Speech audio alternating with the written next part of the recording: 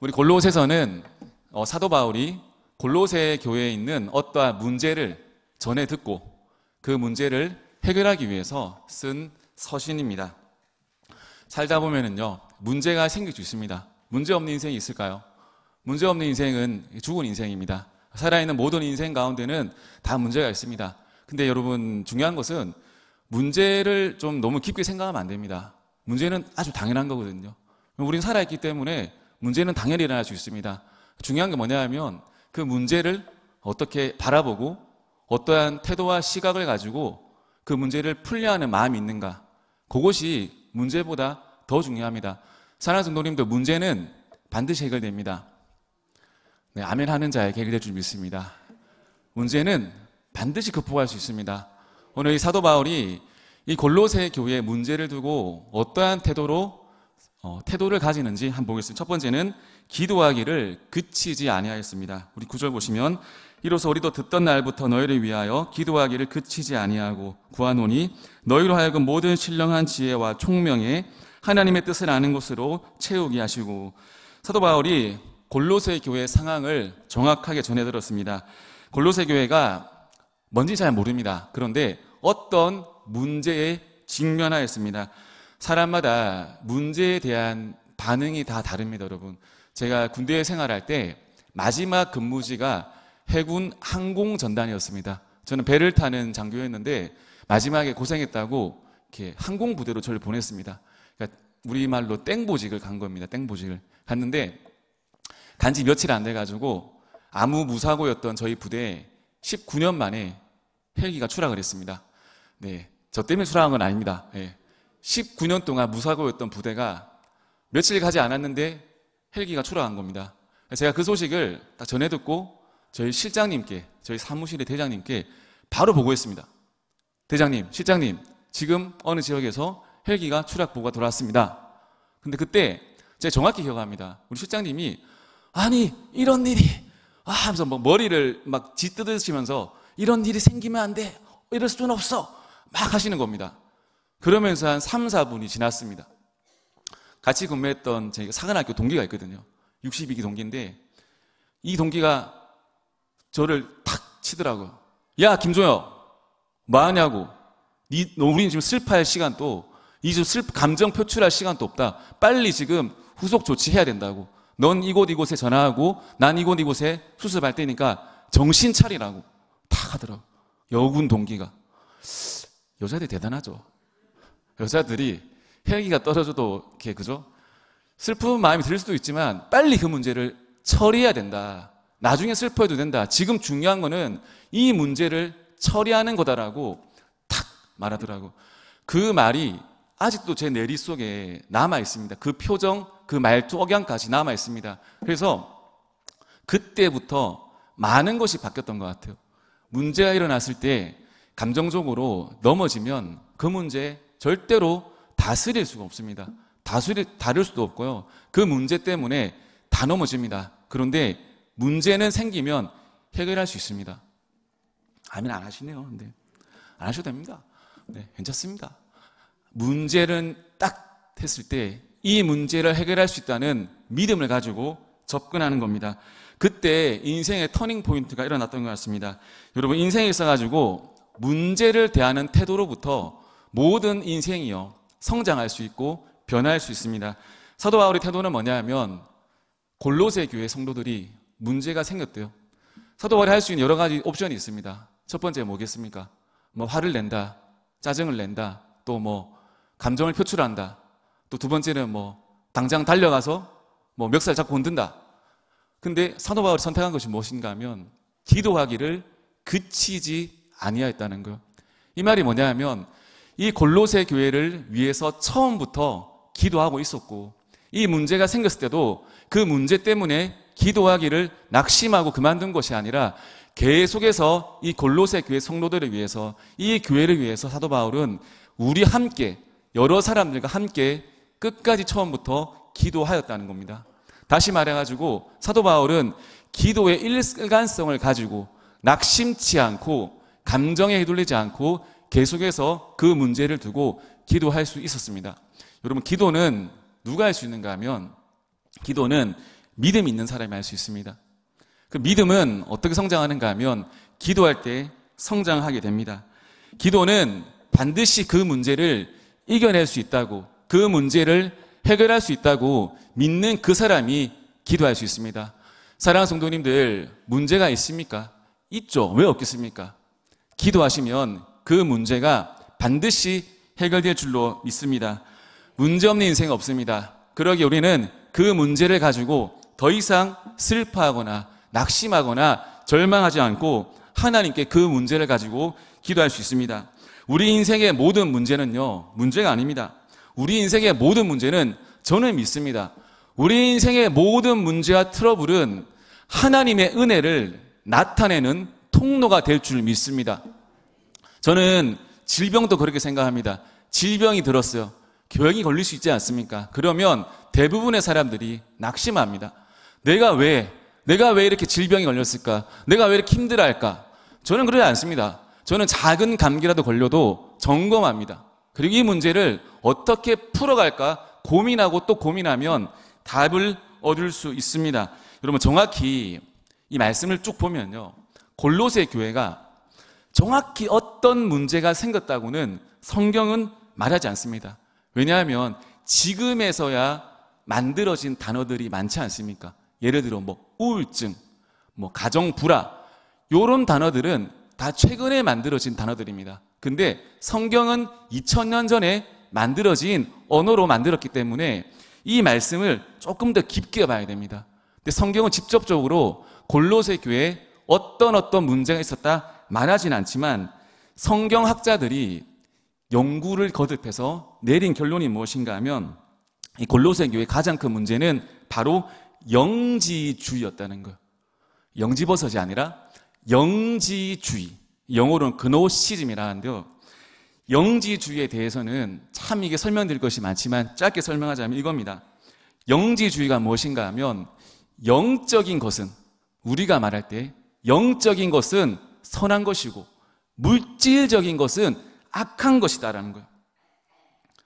영적인 것들, 행위는 다 선하지만 물질, 돈, 물건 이런 걸 추구하는 것은 악한 것이다라는 것을 이렇게 강하게 주장하는 것이 바로 영지주의입니다. 근데 골로새 교회가 이 영지주의에 빠졌다는 것이 성경학자들의 의견입니다. 근데 저는 말씀 보면서 이 의견에 거의 동의합니다. 왜 동의하는가 하면, 여러분, 성경을 파악할 때는 그 지명과 역사적인 위치가 굉장히 중요합니다. 바울의 서신이 보면 로마서잖아요. 로마서는 뭡니까? 그 나라 제국의 중심에 때리는 하나님의 메시지잖아요. 고린도 전후서, 고린도 사람들 어떻습니까? 가장 음욕적이고 우상 숭배에 열심히 있던 사람들 향한 하나님의 말씀. 골로새는 뭐냐면, 이 골로새가 가슴 아픈 도시입니다.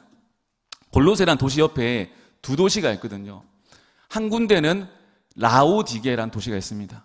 그리고 한 군데는 히에라폴리스라는 도시가 있습니다.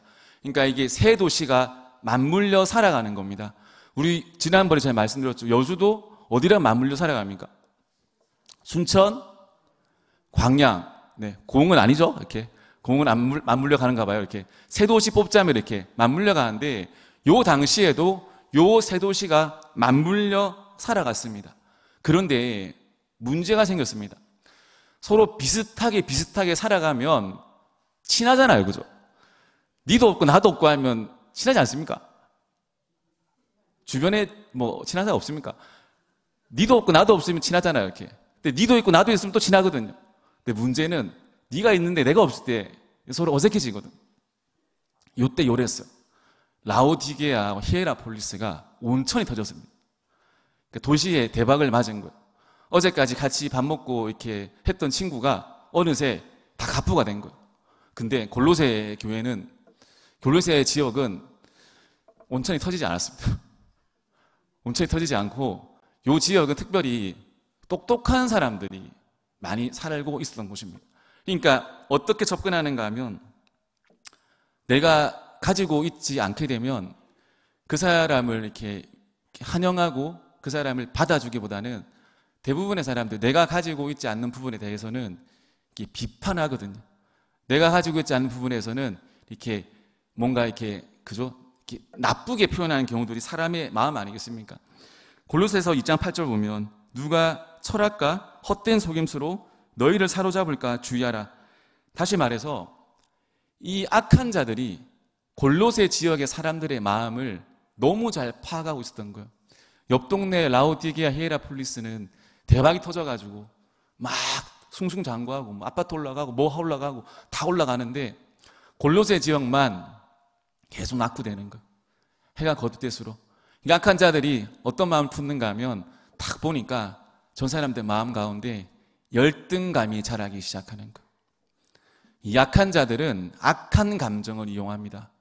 사람의 약한 감정, 악한 감정을 기가 막히게 이 마귀들은 압니다. 그래서 그 낙심되고 열등감에 사로잡혀 있는 골로새 성도들의 마음을 헛된 철학과 속임수로 살살살 긁습니다. 근데 사도 바울의 눈에는 이게 다 보이는 거예요. 이게 마음이 아픈 거예요. 야, 골로새 성도들아, 너희가 열등감을 가질 필요가 없다. 너희가 저 히에라폴리스랑 라오디게아 교회를 보면서 내 인생은 왜 이럴까? 우리 도시는 왜 이럴까? 할 필요가 없는데 이미 사람들의 마음 속에는 자리 잡은 거예요. 저 히에라폴리스, 라오디게 저 사람들 돈의 노예들이야. 물질의 노예들이야. 저 사람들 돈만 보면 한장하는 사람들이야. 반면에 우리는 지식이 있어. 돈이 없지만 우리는 지식이 있어. 그러니까 뭐가 먹힙니까? 영지주의가 먹히는 거예요. 악한 것이다. 물질은 악한 것이다. 영적인 지식은 선한 것이다. 요게 이 골로새 교회 성도들에게 먹혔던 것입니다. 여러분, 이렇게 되면 시간이 지나게 되면 어떻게 되는가 하면 골로새 교회 성도들 겉만 성도고 겉만 크리스천이지 내면은요 화와 열등감과 질투와 시기와 온갖 헛된 것들로 물들 수밖에 없습니다. 이것을 사도 바울이 보고 이 골로새 교회를 쓴 것입니다. 여러분, 뇌 과학자들의 연구에 따르면요 우리의 뇌가 특징이 있다고 합니다. 특징이 뭐냐면 우리 뇌는 우리의 의도대로 움직여주지 않는데요, 계속해서 어떤 문제에 대해서 핑계를 생산해내는 것을 이 뇌가 계속해서 이렇게 만들어낸다는 겁니다.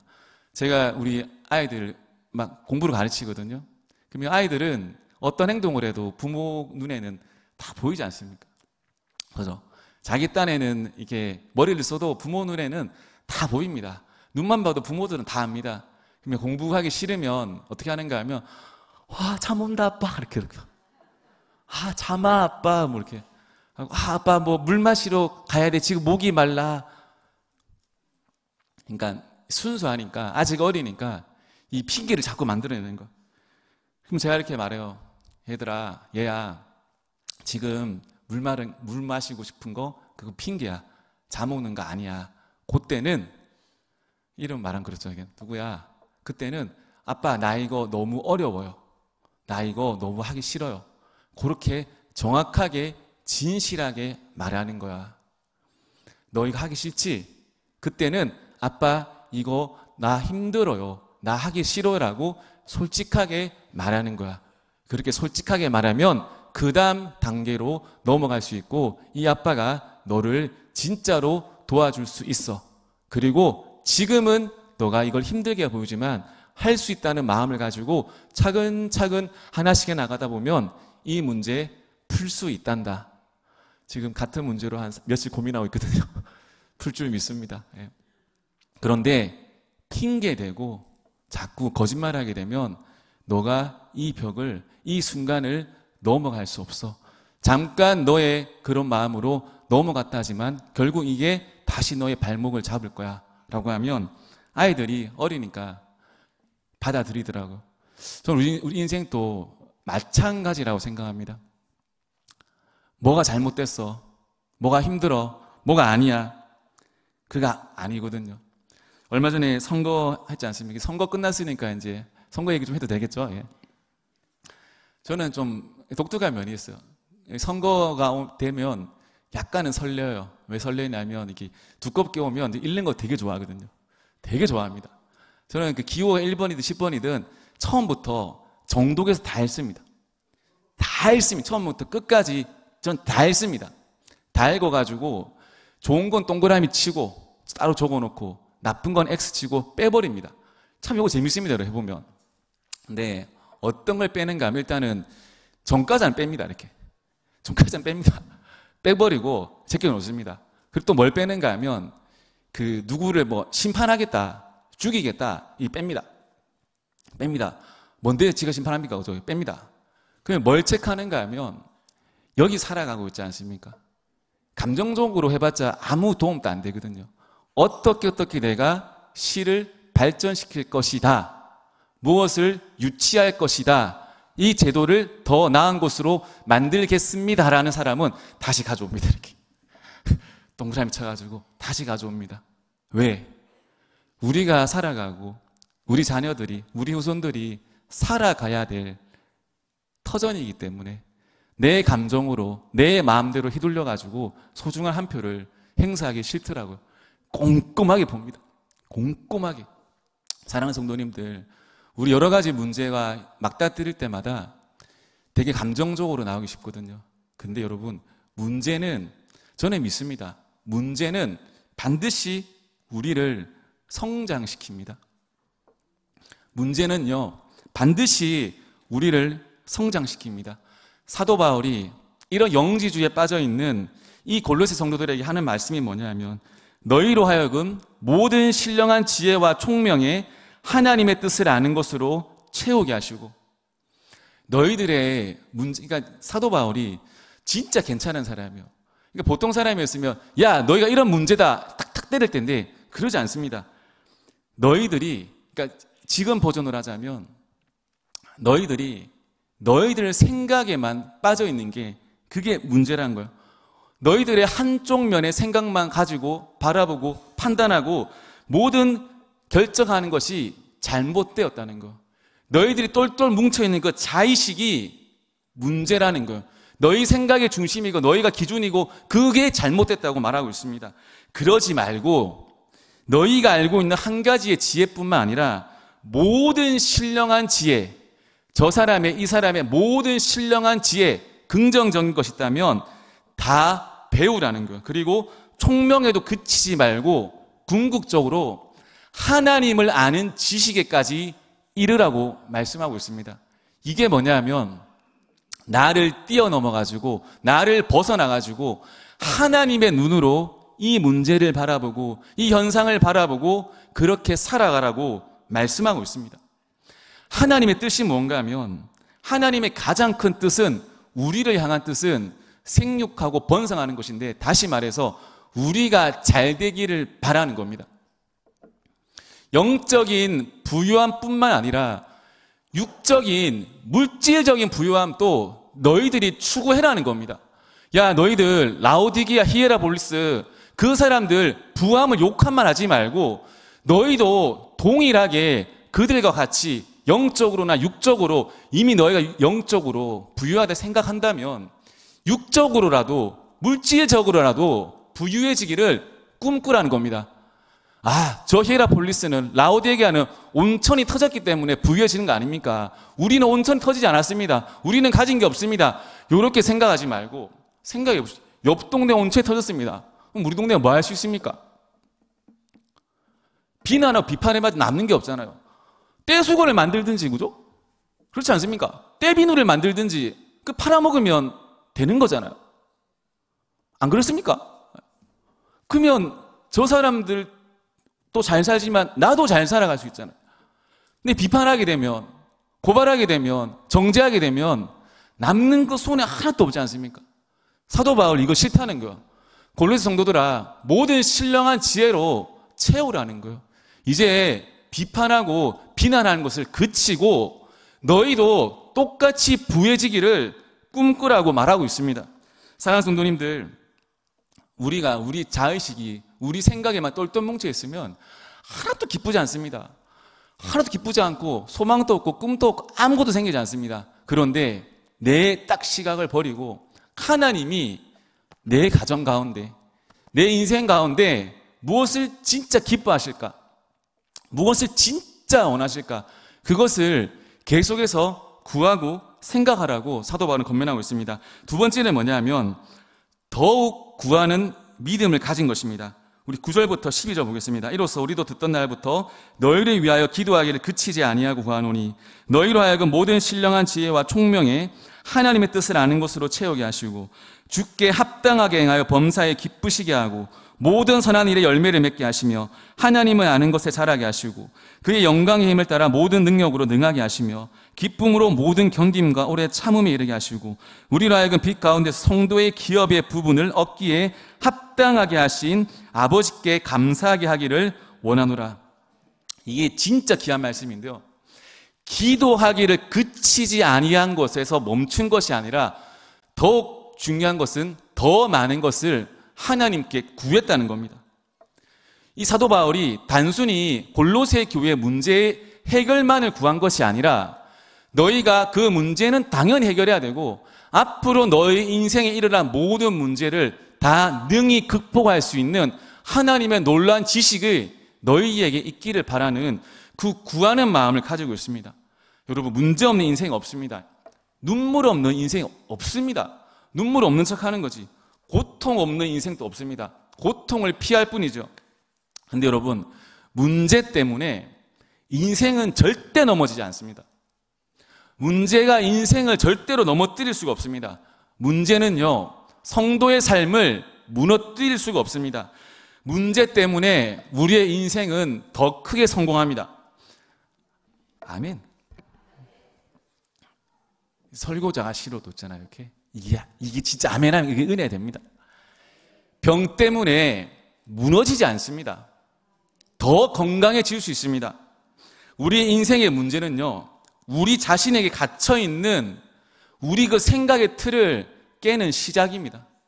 그래서 이 틀도 깨고요, 하나님의 생각을 닮아가는 그 축복의 통로가 무엇인가? 바로 문제입니다, 문제. 사도 바울은 골로새 성도들이 단순히 그 한 가지 문제에 그냥 해결하는 것을 그치는 것이 아니라 그 마음이 뭐냐면 진짜 골로새 교회 성도들이 성장하고 성장하는 척이 아니라 진짜 성장하고 변화되고 진짜 새롭게 되기를 원하는 간절한 마음을 가지고 있습니다. 여러분, 변화되고 새롭게 되기 위해서는 진짜 어떻게 해야 되는가 하면 마구 구해야 됩니다. 막 구해야 됩니다. 내 인생에 어떤 걸 두고 하나님께 간절히 구해야 됩니다. 아주 적극적으로 해야 됩니다. 선한 행동도 여러분 하기를 그치지 말고 아주 적극적으로 해야 됩니다. 건강 구하시길 축복합니다. 물질 구하시길 축복합니다. 지혜 구하시기를 축복합니다. 누구든지 지혜가 부족하거든 후히 주시는 자에게 구하라 했습니다. 이 사도 바울의 성도를 향한 태도가 무엇인가 하면, 야 골로새 성도들아, 너희가 이 문제, 이 문제도 아니야. 너희가 진짜 구해야 될 것은 하나님의 자녀답게 하나님의 능력으로 너희가 문제도 극복할 뿐 아니라 더 풍성한 삶을 살아서 너희가 라오디게아의 히에라폴리스에 너희 복음의 능력을 전파라는 거예요. 부정적인 생각, 부정적인 의견을 여기저기 전파하지 말고 너희의 선한 마음을 가지고 하나님의 능력 가지고 그 힘 가지고 너희가 주변 도시에 나라에 그 영향력을 끼치라는 그 간절한 마음을 가지고 있습니다. 9절부터 12절 여러분 진짜 이 말씀이 집에 가서 한번 읽어보시면 진짜 이 말씀이 순서대로 은혜가 됩니다. 10절 보시면 주께 합당하게 행하여 범사에 기쁘시게 하고 모든 선한 일에 열매를 맺게 하시고 하나님을 아는 것을 자라게 하시고, 이게 다 골로새서의 성도들을 향한 마음입니다. 그의 영광의 힘을 따라 모든 능력으로 능하게 하시며 기쁨으로 모든 견딤과 오래 참음에 이르게 하시고 우리로 하여금 빛 가운데 성도의 기업의 부분을 얻기에 합당하게 하신 아버지께 감사하기를 원하노라. 하나님이요, 무엇을 진짜 기뻐하시는가 하면, 저는 잘 몰랐어요.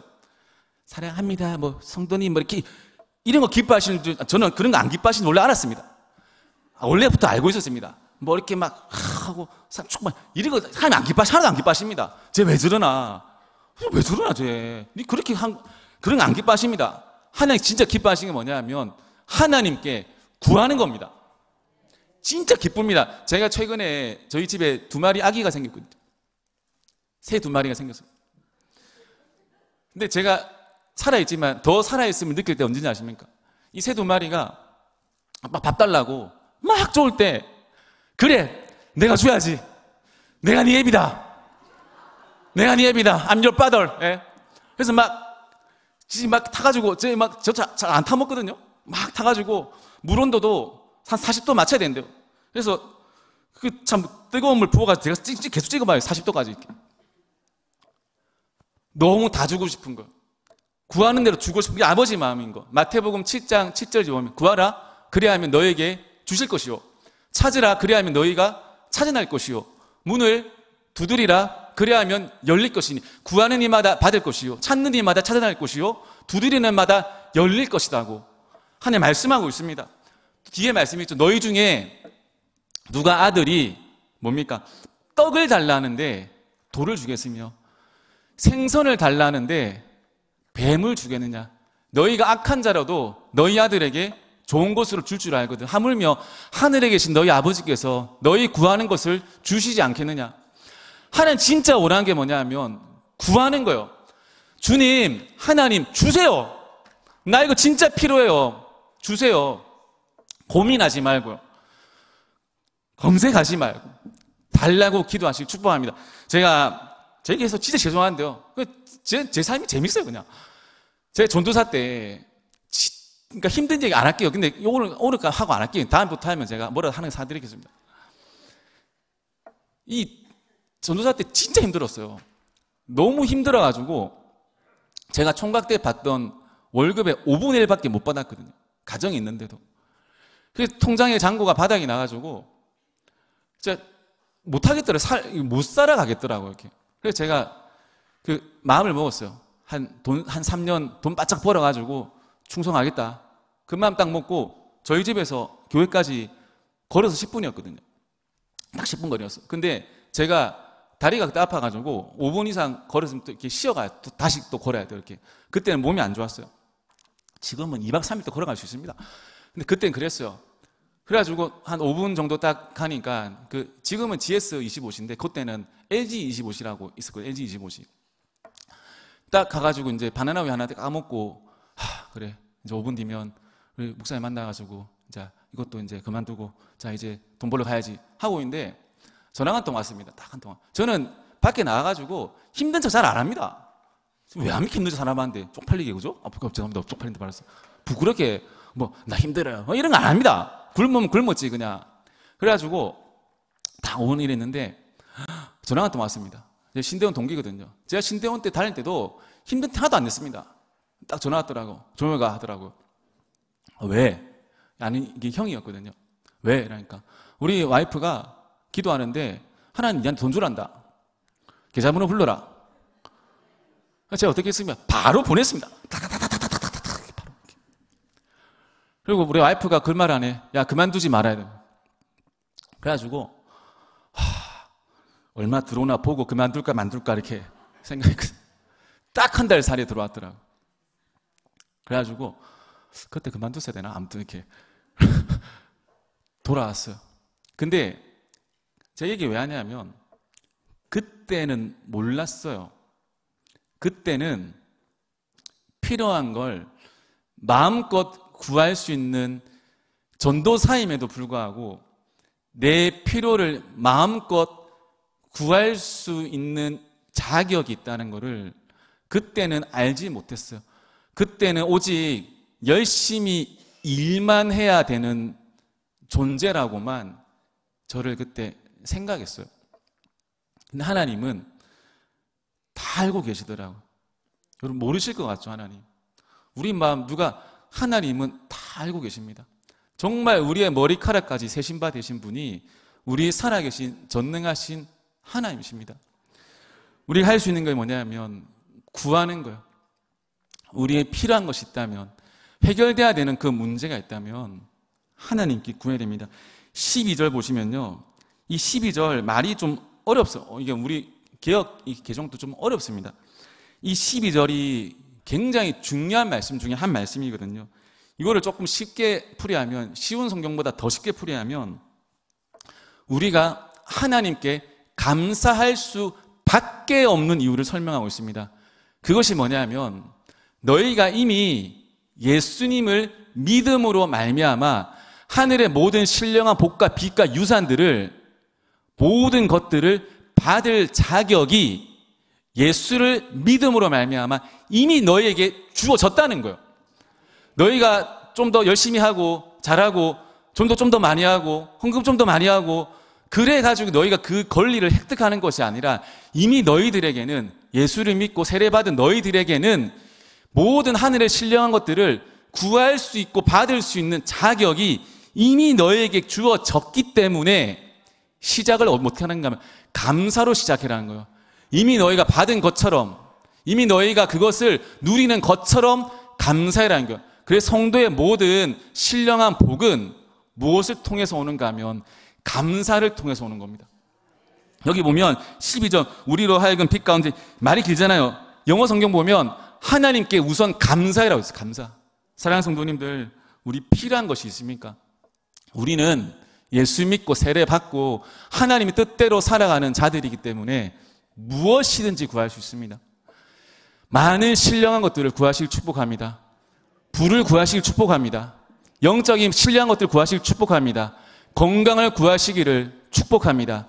비판, 비난 아무 소용없습니다. 이거 다 죽이는 겁니다. 그런데 하나님께 신령한 것들을 구하고 받고 누림으로써 더 많은 사람들을 섬기고 살리고 적극적으로 믿음 가지고 살아갈 수 있는 우리 모든 영광의 성도 되시기를 예수님의 이름으로 축복합니다.